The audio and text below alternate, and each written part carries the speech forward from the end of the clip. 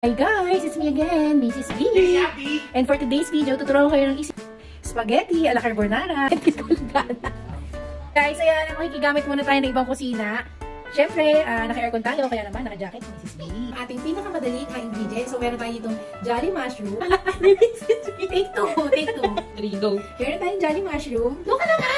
Pakita mo. Nami-visit eh. Doon ka na. Ingredients ay Jolly Mushroom. 3 latang century tuna. And then, ready chopped onions. Hindi pantay-pantay ito, guys.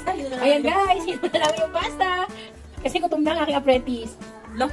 Ang aming pasta ay royal. So, 10 minutes, okay na yan. Nakigamit ako ng kusina kasi maganda ilaw dito. Diba?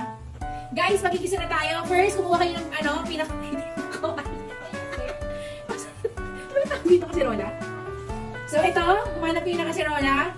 May team lang yan, pero malinis siya. Ano yung ating gagamitin ay Baguio oil, canola oil. Bawang sibuyas. Next, ang ating Jolly Mushroom. So guys, lalagyan ko ito ng butter. Pero optional sa inyo kung ayaw naman lang may butter at natitipid tayo, pwede wala. So ito, tira lang ito. Kaya ilalagay ko na para mas masarap. Tumawin lang natin yung butter. Next, century tuna. Bahala na kayo guys kung ilang century tuna ilalagay nyo. So, ako, 3 ilalagay ko. Pepper and salt para lumasang, mas masarap.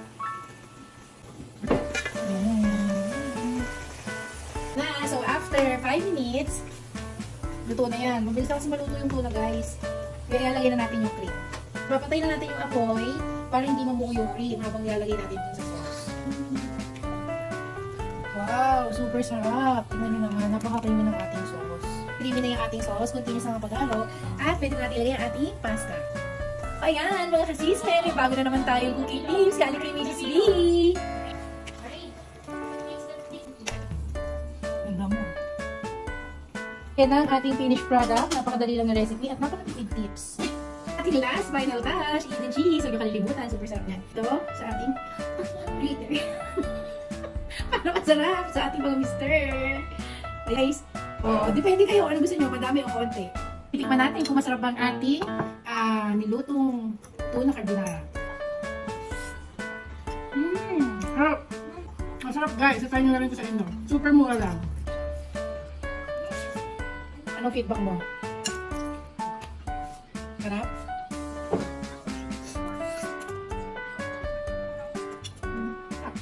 So, titikman na ng ating hermana. O, tikman mo kung masarap ha.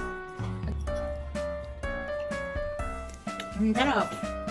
Mura lang ang ingredients pero napakasarap talaga ng ating tuna carbonara. Thank you for watching. Ayun lang. Bye!